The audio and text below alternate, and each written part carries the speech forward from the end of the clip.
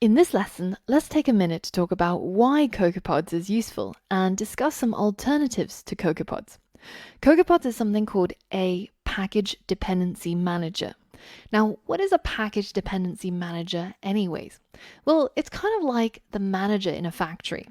The package dependency manager will monitor for changes to all of the packages that you've added to your project. So that means if you had, say, 10 different packages that you've added to your project, in addition to the CL typing label, when the authors of those packages update their code, you don't have to manually go onto GitHub, see what the changes are, and then add those bits of changed code to your project. And you don't have to actively monitor what it is that they're doing. Instead, what you'll be able to do is you'll be able to navigate into your project, say for example our FlashChat iOS 13, and run a command called pod update. And this will go out there and fetch all the latest versions of all the pods that you're using. Say if the CL typing label got updated from 04.0 to 05.0, then it will automatically pull the latest versions in and incorporate it into your project, saving you lots of stress and so that you keep your hair instead of pulling it out. Now, it's important to remember that CocoaPods is not the only player in this sector. So in addition to CocoaPods, the other ones that you might hear of along the way are something called Carthage, as well as the Swift Package Manager.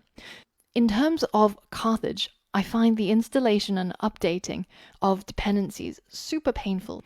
So it's something I really don't like that much, and I don't recommend it. The Swift Package Manager is something that only became more useful recently because of a number of updates that Apple has made. And in fact, the idea with the Swift Package Manager is you should be able to go to File, Swift Packages, Add Package Dependency. So let's select our project, and then you should be able to search or enter a package repository URL. So for example, AlamoFire is one of the biggest third-party modules out there that lots of people use. You can see just by how many stars it has. And this is something that we can install using either CocoaPods, Carthage, or Swift Package Manager.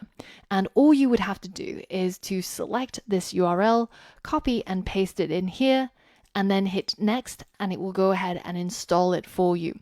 But, a big word of warning here is that at the moment, as it is right now in 2019, end of 2019, sort of going on to November when I'm recording this, the Swift Package Manager really does not play nicely with CocoaPods, which would be fine if we were only going to use the Swift Package Manager, right? It's Apple's tools, it's the native implementation, so what's wrong with that? Well, the problem is that there's very few developers at the moment who are able to support the Swift Package Manager.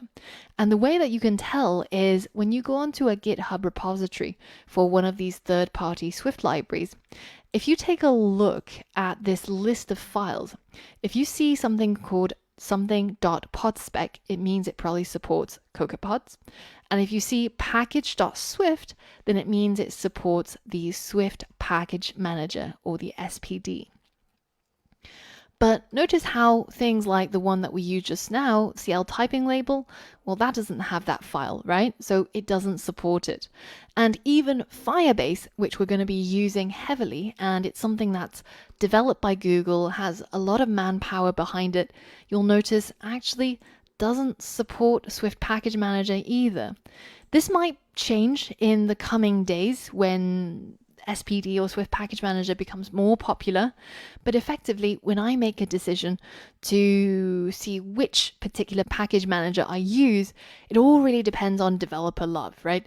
If developers like distributing their third-party code using a particular package manager, which at the moment CocoaPod seems to win out, then that's probably the one that I'm going to be using because it means I get access to a much wider array of different third-party libraries.